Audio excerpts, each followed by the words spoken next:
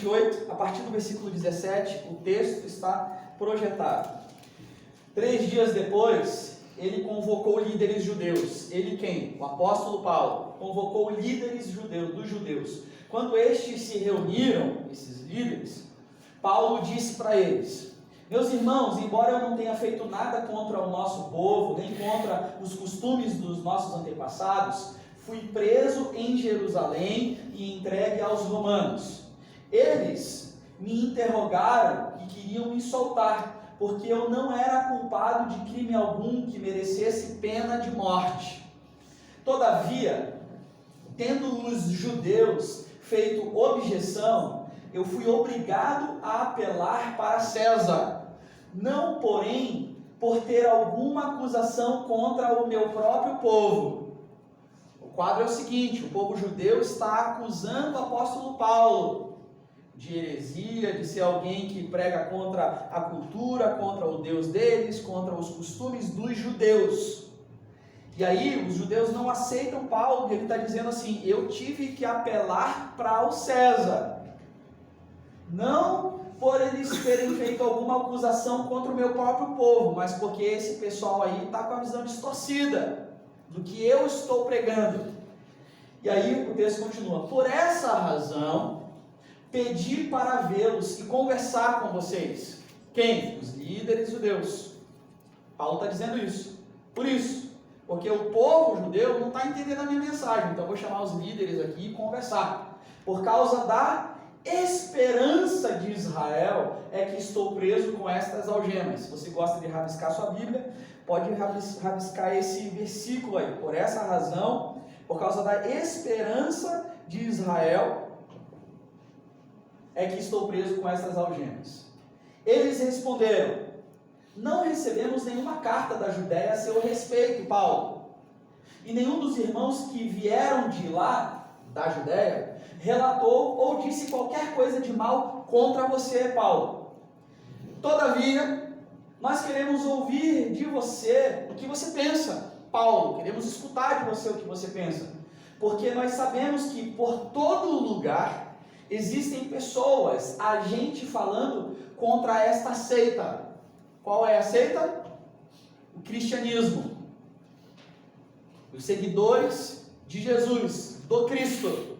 Um povo se levanta e se diz cristão. Então, as pessoas estão falando para o Paulo: nós queremos ouvir de você, Paulo, o que você pensa, porque por todo lugar estão falando dessa nova onda aí, que é ser cristão, ou discípulo do Cristo, Cristo Jesus. Por todo lugar estão falando contra esta seita. Nós entendemos que essa religião, esse caminho do Cristo é uma seita. Nós não aceitamos, isso não faz parte da nossa cultura, do nosso jeito de viver, então é uma seita.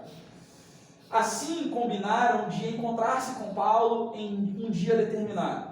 Indo em grupo ainda mais numeroso ao lugar onde ele estava, Paulo estava. E aí eles decidiram se encontrar com Paulo. Desde a manhã, que aconteceu quando eles se encontram com Paulo, desde de manhã até a tarde, ele lhes deu explicações. Ele quem explicava? O Paulo. Lhes deu explicações e lhes testemunhou do reino de Deus. Foi o que Paulo fez com esse pessoal todo, liderança judaica, e está todo mundo ali escutando Paulo, reunido de manhã, de tarde, desde de manhã, é o que o texto nos explica. Lhe deu explicações e lhe testemunhou do reino de Deus, procurando convencê-los a respeito de Jesus, com base, os argumentos do Paulo, a conversa dele tinha uma base, com base na lei de Moisés e nos profetas, ou seja, com base na palavra de Deus.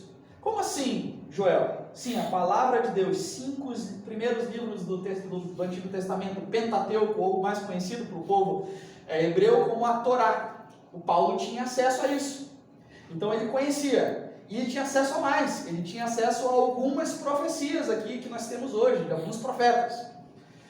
Então Paulo conversa com esse pessoal e tenta convencer eles a respeito de Jesus com base na palavra. O texto continua. Alguns foram convencidos pelo que o Paulo dizia, mas outros não foram convencidos, outros não acreditaram, não creram. Eles discordaram entre si mesmos e começaram a ir embora. A gente não quer saber dessa história, isso é seita mesmo, esse negócio de Jesus é furada, nós não queremos sair disso. Paulo, você fica aí preso com o seu Cristo e nós vamos continuar a nossa vida aqui com a nossa cultura, a nossa forma de ser, com a nossa lei, com a nossa interpretação da palavra. Fica com o teu Jesus, com o teu Cristo e nós ficamos aqui com a nossa lei, o que nós entendemos. E começaram a ir embora, depois de Paulo ter feito essa declaração final. E aí Paulo dá uma declaração no final da conversa dele. Bem que o Espírito Santo falou aos seus antepassados, por meio do profeta Isaías. Olha o Paulo citando aqui os profetas. Lembra aquele versículo lá? Procurando convencê-los a respeito de Jesus com base na lei de Moisés e dos profetas. Aí o Paulo vem aqui, bem que o Espírito Santo falou aos seus antepassados por meio do profeta Isaías. E o Paulo agora vai citar uma palavra do profeta Isaías. Vá a este povo e diga, ainda que estejam sempre ouvindo, vocês nunca entenderão.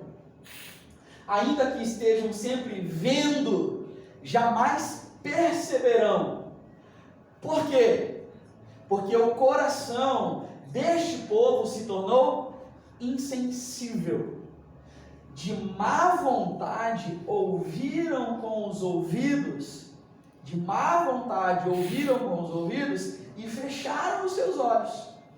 Se assim não fosse, se vocês não tivessem de má vontade ouvindo com seus ouvidos e fechado os seus olhos, se assim não fosse, vocês poderiam ver com os seus olhos, ouvir com os ouvidos e entender com o coração e converter-se.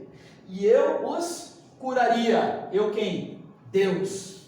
Daria cura para esse povo, para essa nação.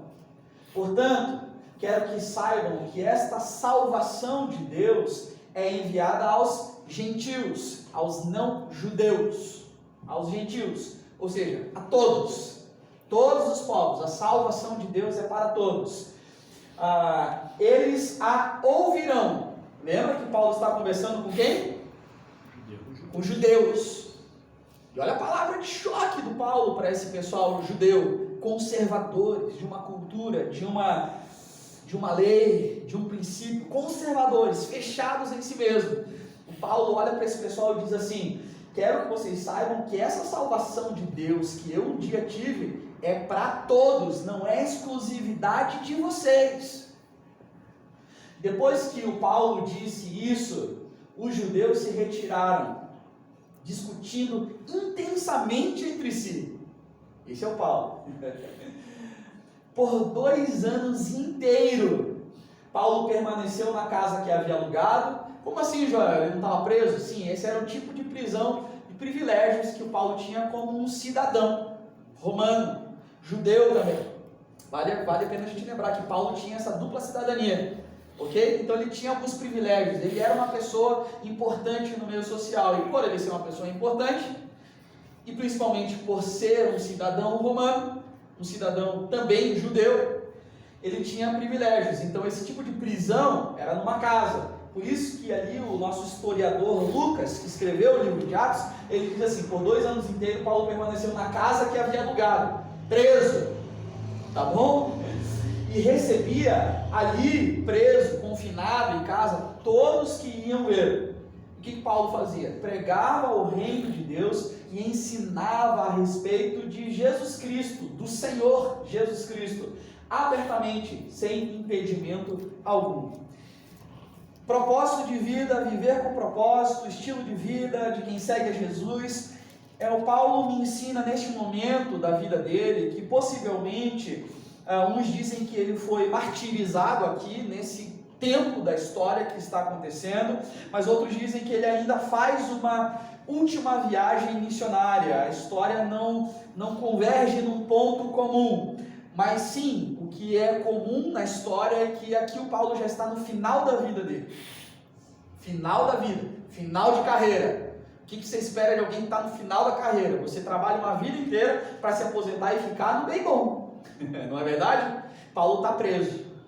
E aqui tem algumas características muito importantes, muito preciosas, alguns ensinamentos aqui que eu quero compartilhar contigo, porque Paulo deixa escapar algumas coisas que faziam parte da sua vida, do propósito da sua vida, alguns princípios de Paulo que regiam a maneira dele viver, a maneira dele enxergar a vida, a maneira dele se relacionar. E esse texto aqui ele é muito rico, que ele me ensina muitas coisas, mas eu separei 3 ensinamentos para você, para compartilhar contigo, de quem entendeu o propósito da sua vida, de quem entendeu o que significa ser cristão, pertencer a uma igreja, pertencer a uma comunidade, seguir a Jesus, ser um pequeno Cristo, ser discípulo de Jesus, o porquê você ceia toda vez no mês, todo primeiro domingo, o que essa mesa significa.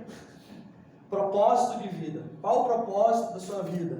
Então essas características, esse propósito de vida que Paulo conseguiu evidenciar até o final da sua vida, preso, essa maneira de viver, também devem fazer parte da nossa vida. Nossa, eu digo, nós que nos dizemos cristãos, discípulos de Jesus, do modo que vivemos. E a primeira delas, é lógico, Paulo sabia o propósito da sua vida. Por essa razão, versículo 20, é o que o texto nos apresenta. Por essa razão, pedi para vê-los e conversar com vocês. Qual é a razão?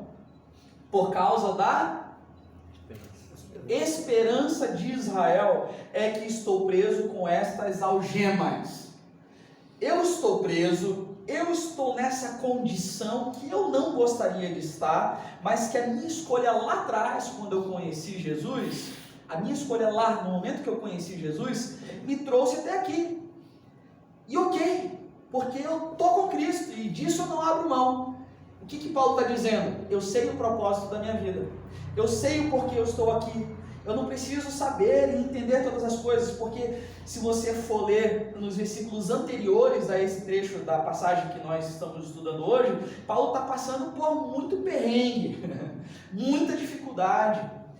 Possivelmente aqui ele já passou por 3 naufrágios. Para pensar o que é isso. E aí ele enfrenta a tempestade, ele está preso, ele é açoitado, ele está sofrendo. Já não bastasse isso tudo, o navio afunda, não uma, mas nem 2, mas 3 vezes. E aí ele se encontra preso. Essa é a situação de Paulo. E aí ao invés dele dizer assim, preso, eu estou preso aqui porque eu fui injustiçado, porque esse povo aqui, judeu, o meu povo, não conhece o Cristo que eu conheci lá atrás, e vocês são uns hereges, vocês vivem numa seita. Ele não se indigna com esse pessoal. Antes ele diz assim, é por causa da esperança desse povo judeu, dessa nação de Israel, é que eu estou preso com estas algemas. Versículo 20. Paulo sabia qual era a razão da sua existência. Ele conhecia e tinha muito claro o propósito da sua vida. Ele tinha uma visão clara do que ele estava vivendo. Ele podia não entender todas as coisas, mas uma coisa ele sabia, é por causa da esperança. Eu sofro hoje para que vocês aqui tenham esperança. É por isso que eu estou preso com essas algemas. Paulo sabia muito bem o projeto de Deus para a sua vida, e não só para ele, mas para as pessoas que estavam à sua volta, para a humanidade. Ele sabia que com a evangelização do homem, não era ali, no momento em que eu evangelizo, que eu testemunho, que eu evidencio Cristo, não é ali que é o ponto final da vida, e sim o início de uma caminhada. É apenas o início. O homem recebendo a Cristo era o início de uma nova vida. Paulo sabia disso. Qual é o plano de Deus para a salvação da humanidade? Qual é o plano de Deus na salvação do homem? Qual é o plano de Deus? Deus quer salvar o homem apenas para livrar do inferno? Não. A salvação, ela existe para que eu e você, salvos, possamos evidenciar aquele que nos salvou, o Cristo Jesus. Então, Deus quer salvar o homem e usá-lo para a salvação de outro homem, de outra pessoa. Deus te salvou, não para você ficar no bem bom, mas como o apóstolo Paulo disse, independente das circunstâncias, eu não queria estar aqui, mas eu estou aqui por causa do outro. Eu me coloco nesse lugar porque eu tenho esperança em que Israel venha a se converter, esse povo venha a conhecer a Jesus, o Cristo. Deus nos salvou e tem um propósito para as nossas vidas. Você sabe qual é esse propósito? Isso está claro para você? Existe um propósito de Deus para a sua comunidade de fé. Existe um propósito de Deus para o lar que você chama de casa, para o lugar que você chama de lar. Existe um propósito de Deus em todas as coisas. E Deus espera que nós digamos sim para o seu propósito, para os seus projetos. Paulo descobriu isso, versículo 20, como nós lemos. Paulo sabia que ele existia para a salvação de pessoas. Paulo sabia que ele existia para a salvação de pessoas. Ele sabia disso e tinha claro isso, para a esperança de quem vivia ao seu redor. Ele disse: a razão da minha existência é porque Deus de alguma forma vai trazer esperança para essas pessoas, vai trazer salvação para a vida de todos vocês que estão ao meu redor. Há um propósito, e Deus quer usar você como instrumento de salvação e de esperança na vida de quem está ao seu redor. Você entende isso? Sim? Amém?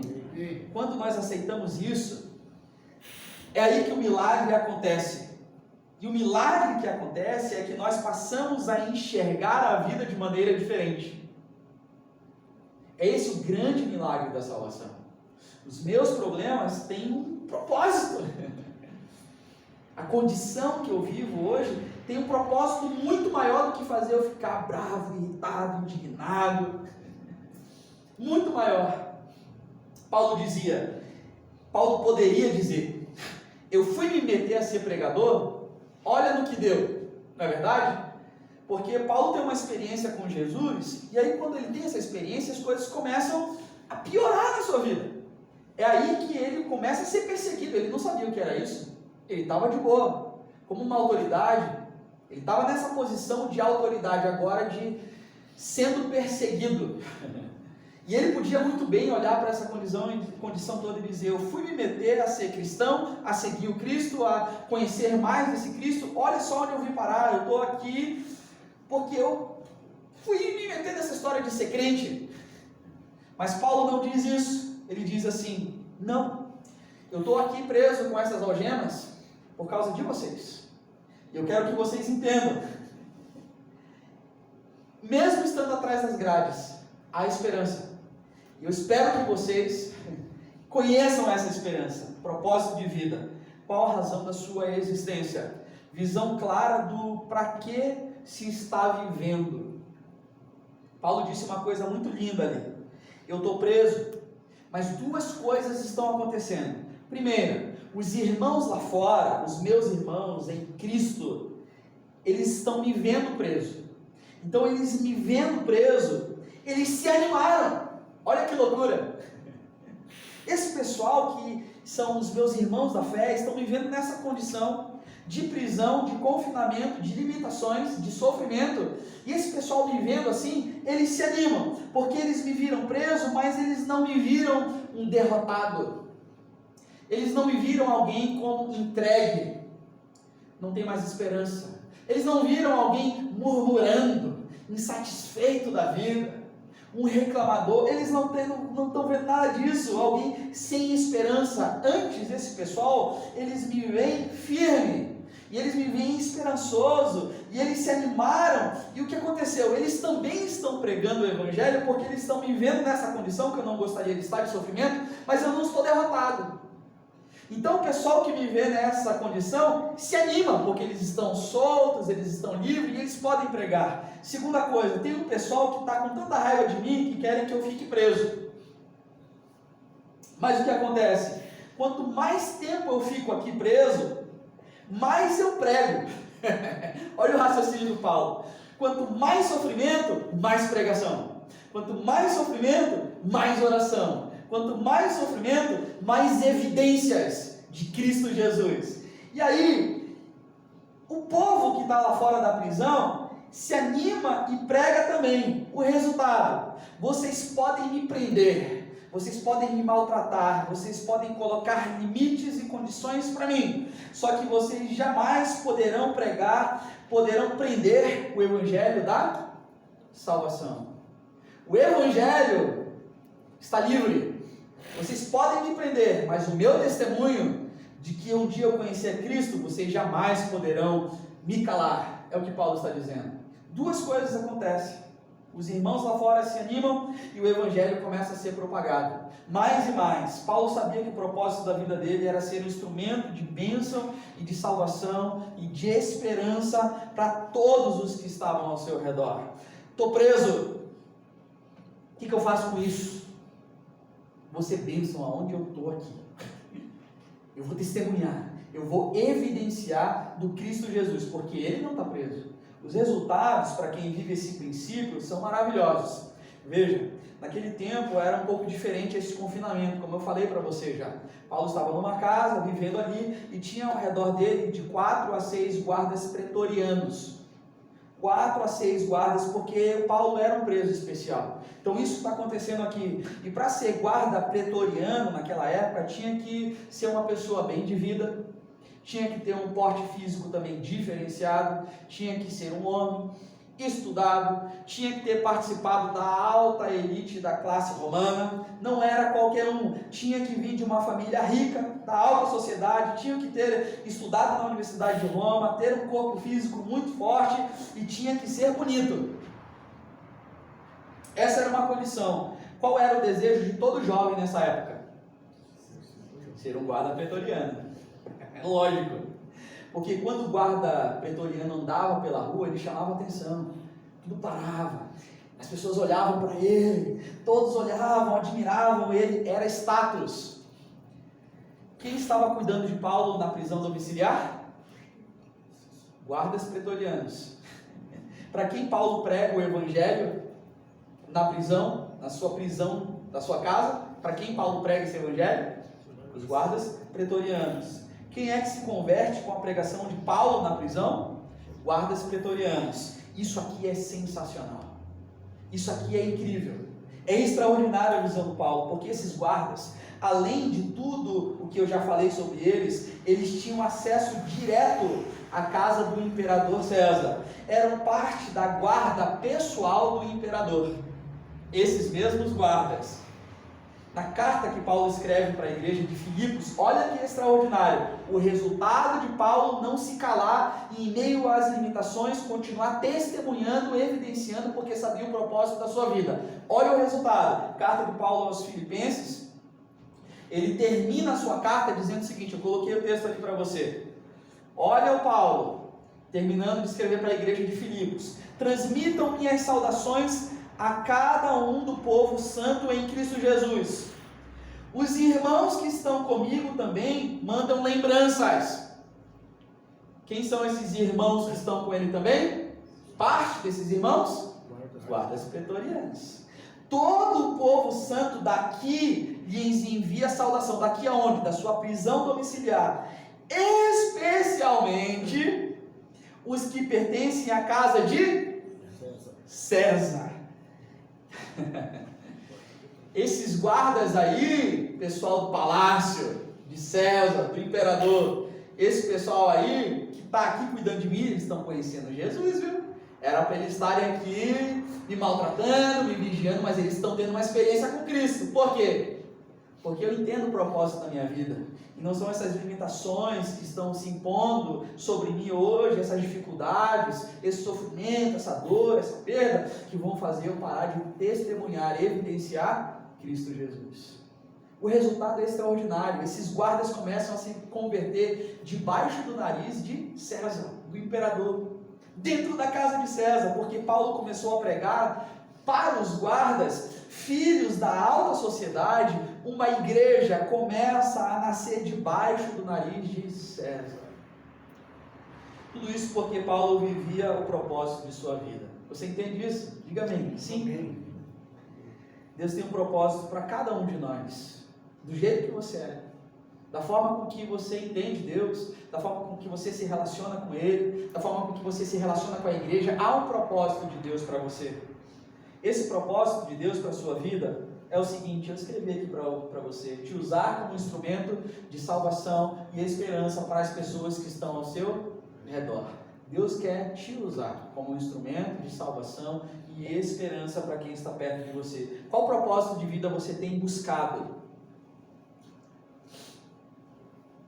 Terminar a faculdade, manter bem o seu relacionamento conjugal, dar uma boa educação para os seus filhos, prosperar financeiramente, ter um bom emprego, trocar de carro, não sei, passar no vestibular, também não sei, mas qual propósito de vida você tem buscado viver no seu dia a dia?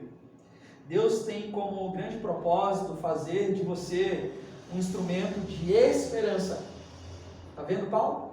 É pela esperança de você, de Israel, que eu estou preso. Deus quer também te usar como um instrumento de esperança. E se você aceitar isso, duas coisas acontecem lindas na sua vida. Você vai começar, primeiro, você vai começar a enxergar a vida de maneira diferente. Se você aceitar esse propósito de Deus na sua vida. Segunda, Deus mesmo vai se encarregar de conduzir você por lugares que Ele sabe que você vai ser usado e usada como um instrumento de salvação e esperança. Basta você dizer: sim, Deus, eu quero viver os teus propósitos. Aí sim você poderá ansiar ser o profissional que você quer, ser o esposo que você deseja ser, o pai que você deseja ser, a esposa, a mãe, quando você vive os propósitos de Deus. Primeiramente, nesse propósito de vida, Paulo também ele tinha uma mensagem. Todavia, versículo 22, queremos ouvir de sua parte o que você pensa. Quem está falando isso? Os líderes judeus estão ali com Paulo. Eles escrevem assim: olha, Paulo, nós queremos, eles dizem, né? Nós queremos ouvir da sua parte o que você pensa, porque a gente sabe que por todo lugar a gente falando contra essa seita, falando contra este Cristo. As pessoas sabiam, quando olhavam para o Paulo, este homem tem algo a dizer. As pessoas sabiam, ao se aproximar de Paulo, tem uma mensagem, há algo na vida desse homem que nós queremos ouvir. Isso é extraordinário na vida de discípulo. As pessoas precisam olhar para nós e colocar um ponto de interrogação. Existe um negócio diferente na vida desse homem, na vida dessa menina, desse menino. Existe algo diferente na vida dessa mulher. O que é isso? Igreja, nós somos um povo com uma mensagem. Nós temos uma mensagem. Eu e você, que conhecemos a Jesus, nós temos uma mensagem. Nós temos uma mensagem para dar para todos os povos, para todas as pessoas dessa cidade, das pessoas que não estão nessa cidade, mas que passam por nós. Nós temos uma mensagem poderosa. Em uma outra passagem, Paulo diz que nós somos o bom perfume de Cristo. Sim, nós, crentes em Cristo Jesus, pequenos Cristo, discípulos de Jesus, somos o bom perfume de Cristo. E eu nunca vi um perfume que o vidro esteja fechado exalar cheiro nenhum. Você também. Para que você possa sentir o cheiro do perfume, a sua fragrância, você precisa abrir ou borrifar assim. E aí você vai sentir, você vai poder dizer: eu gosto desse perfume. Eu vou dizer: não, eu não gosto desse cheiro. Nós podemos ser possuidores do perfume de Cristo. Mas nós temos que estar com as nossas tampas do frasco abertas. Sim? Assim, somente assim, o bom cheiro do perfume de Cristo, ele vai ser exalado.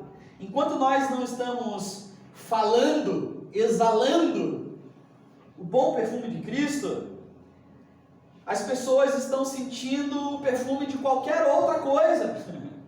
Da televisão, da mídia, do jornal, das fake news, de qualquer outra coisa, menos o perfume de Cristo. Você entende isso? Isso é muito sério. Esse é um chamado nosso, para mim e para você, exalarmos o bom perfume de Cristo. Então, viva, exale esse perfume, evidencie o Cristo que você diz ser seguidor, deixe de ser agente secreto, exale o bom perfume de Cristo nas suas conversas, nas suas rodas, no jogo de futebol, né, Valmizão? Evidenciar o perfume de Cristo, no trabalho, o diabo sempre vai tentar nos impedir, de alguma forma. Mas as pessoas sabem, quando olham para mim e para você, existe algo na vida deste homem, existe algo na vida dessa mulher. Eu quero deixar com você algo que eu aprendi numa aula de evangelismo lá na Faculdade Teológica, Valmizão. Evangelismo pessoal. E se você quiser anotar, está aqui para você. Meu testemunho pessoal. Testemunhar não é pregar. E é muito legal quando você tem claro, eu já passei isso aqui uma vez, mas o que significa testemunhar? O que é testemunhar? É pregar? Não, não é pregar.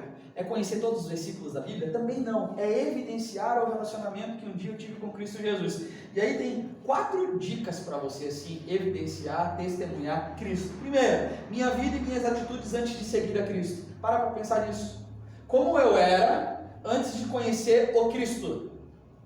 Como eu vivia, o que regia meus pensamentos, como eu tinha, qual era a minha visão de mundo, a minha cosmovisão.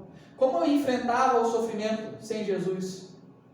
Como eu me relacionava com as pessoas, como eu enfrentava as dificuldades nos relacionamentos, que baseava, era o eu entendo e você não entende, era o meu conhecimento, como eu me relacionava com a vida antes de conhecer Jesus, minha vida e minhas atitudes antes de seguir a Cristo. E você não precisa ser nenhum expert em Bíblia, você precisa conhecer a Cristo Jesus. É simples, é para todos nós.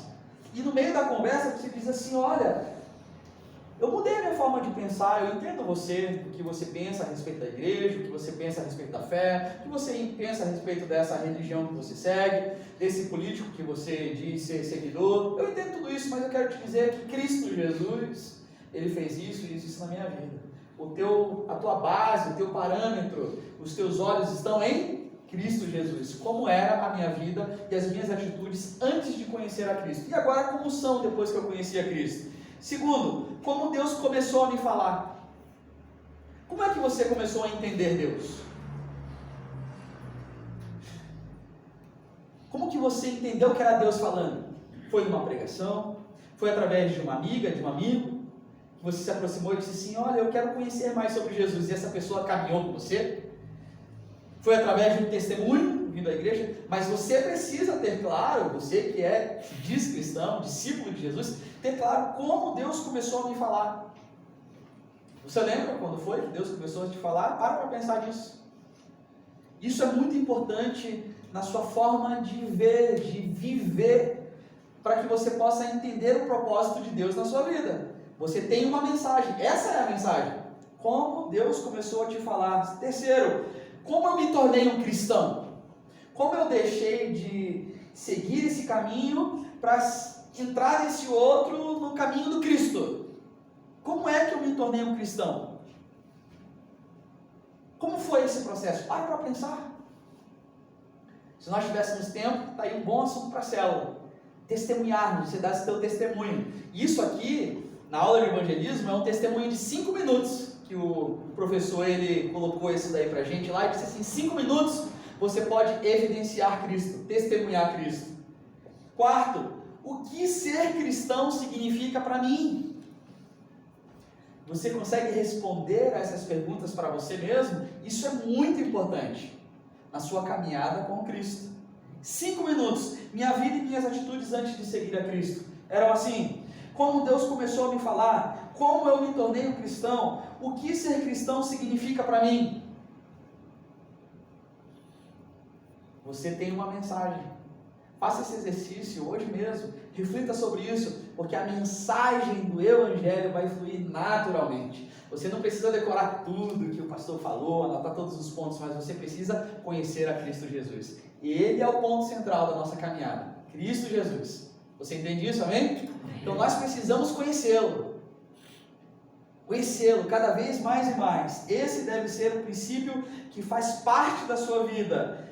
Porque você tem uma mensagem, eu tenho uma mensagem, nós como igreja, como povo de Deus temos uma mensagem. E aí, o que acontece depois? Propósito de vida.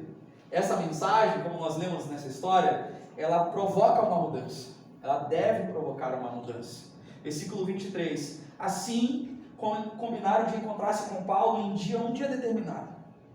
indo em grupos ainda mais numeroso ao lugar onde o Paulo estava. Desde a manhã até a tarde, ele lhes deu explicações, ele lhes testemunhou do reino de Deus, evidenciou o reino de Deus, procurando convencê-los a respeito de Jesus, com base na lei dos profetas, de Moisés e dos profetas. Alguns foram convencidos pelo que Paulo dizia, mas outros não. Deus quer te usar para que você seja instrumento de esperança e salvação. Sim? Amém? Amém. Mas para isso, nós temos que ter uma mensagem que provoque mudança nos ouvintes. Nós somos o bom perfume de Cristo. Sim? Nós somos o bom perfume. O bom perfume tanto para os que se salvam, quanto para os que se perdem. Mas nós temos que ser o bom perfume, exalar o perfume de Cristo. O perfume, ele era usado quando os soldados voltavam de uma guerra, de uma batalha. E as essências eram utilizadas. Os que estavam na frente desse exército que estava voltando para a sua cidade, da batalha, os que estavam no pelotão da frente, na marcha, eram responsáveis por jogar as essências pelo caminho, para que o caminho ficasse perfumado e mostrar que houve vitória. Mas também havia uma segunda intenção de se usar o perfume.